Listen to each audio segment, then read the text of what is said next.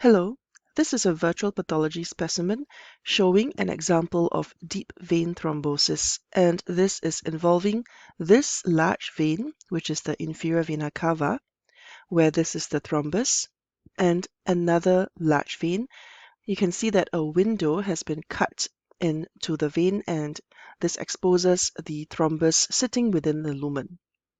So let's orientate ourselves. And here is the aorta. We can see some yellowish plaques on the intimal surface. This is evidence of atherosclerosis. This is the inferior vena cava. This is another vein, and we can see that there is a large occluding brown thrombus sitting within the vena cava, as well as within the other vein. On the opposite side, we can see the adventitial surface of the aorta and the inferior vena cava. Let's take a closer look at venous thrombosis. Venous thrombosis often affects the lower limbs, and this can be superficial, for example, in the context of varicosities or varicose veins involving the saphenous vein, or this can be in deep veins such as the femoral or iliac veins, and also the inferior vena cava, and this is known as deep vein thrombosis or DVT.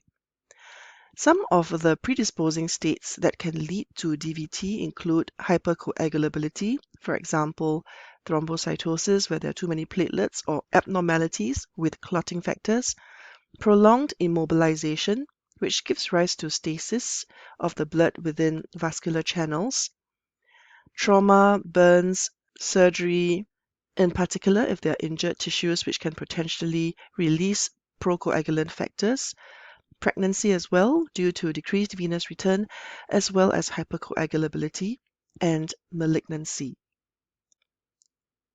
All these factors can be attributable to Virchow's triad, which includes a hypercoagulable state, altered blood flow, for example stasis, and endothelial injury. And Virchow's triad consists of the three factors that predispose to thrombosis or to clotting within blood vessels. This virtual pathology specimen, which you saw earlier, which is fully interactive, can be accessed through Pathweb in our virtual pathology museum through this direct QR code. You simply need to register, and registration is free. You can find the link in the video description. Clinically, deep vein thrombosis may actually be asymptomatic. However, it can present with swelling or pain, for example, swelling of the lower limb. And one of the very important, potentially life-threatening complications is that of embolization. In particular, the thrombus can break off into an embolus, travel in the bloodstream through the venous return into the heart, and then get lodged in the pulmonary vessels.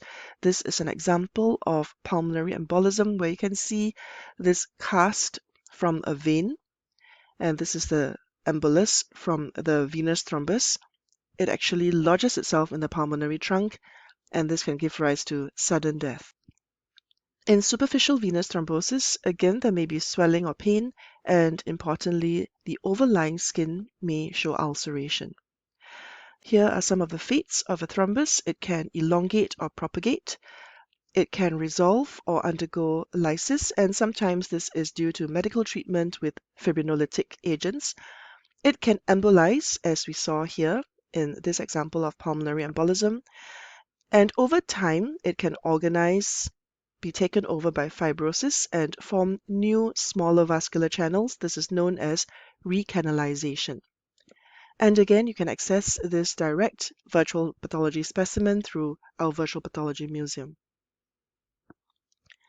In addition, we also have a section called Pathology Demystified, and this includes some self-directed learning elements such as this video mind map. Here, for example, we can see Virchow's triad and a little section on thrombosis. And again, registration is free, and you can look at the link in the video description.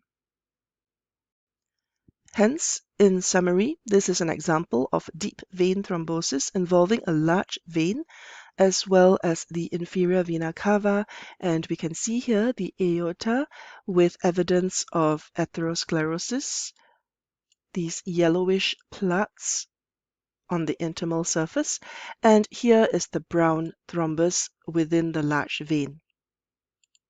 And an important complication, which is potentially life-threatening, is pulmonary embolism. Thank you.